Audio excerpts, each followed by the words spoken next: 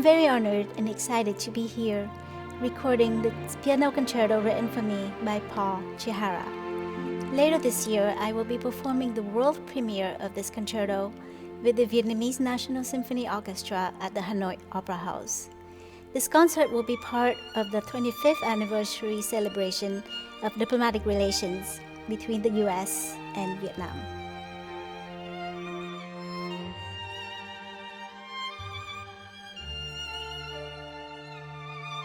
Our generation was faced with Vietnam, and Vietnam for us was always a nightmare. So imagine my surprise when I get a commission from the National Orchestra of Vietnam. So I know something about the musical establishments in the Far East, but Hanoi, who would have ever thought I'd be going there? And so it forced me, when I accepted this, and gladly accepted this challenging commission, to examine my feelings towards what Vietnam was. And of course, it had largely to do with my feelings about the war, a war that none of us really supported.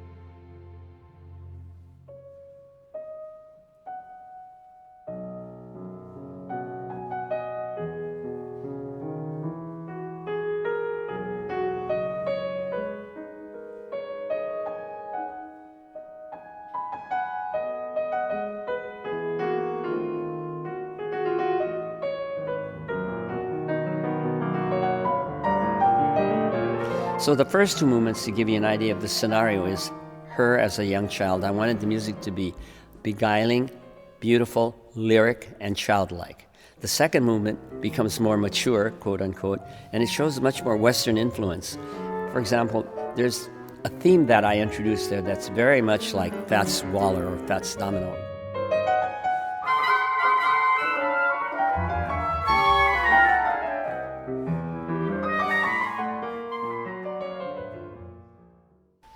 And then I introduce a love song, a love theme. You know, in movies we always have a love theme. In this case, I introduced a tune that I wrote some 30 years ago for my young lady who became my wife. And it's a tune that I like, and I use it quite frequently in my music.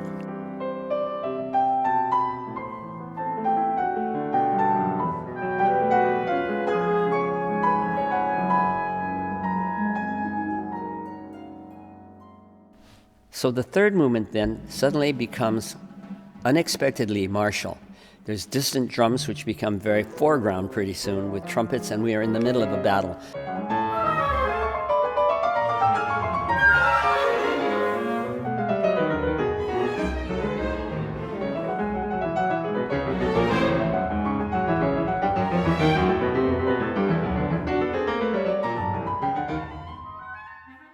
So here I am writing a piece that's really, for me, liberating also.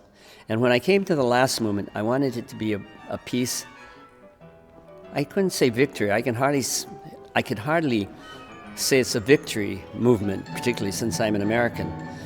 So without seeming untrue to my own country, but embracing this new country that's embraced us, I call it the Hanoi rag. I wanted to have something popular and vulgar. And I've come up with a tune very strongly influenced by what I see when I look at films of traditional music from Vietnam.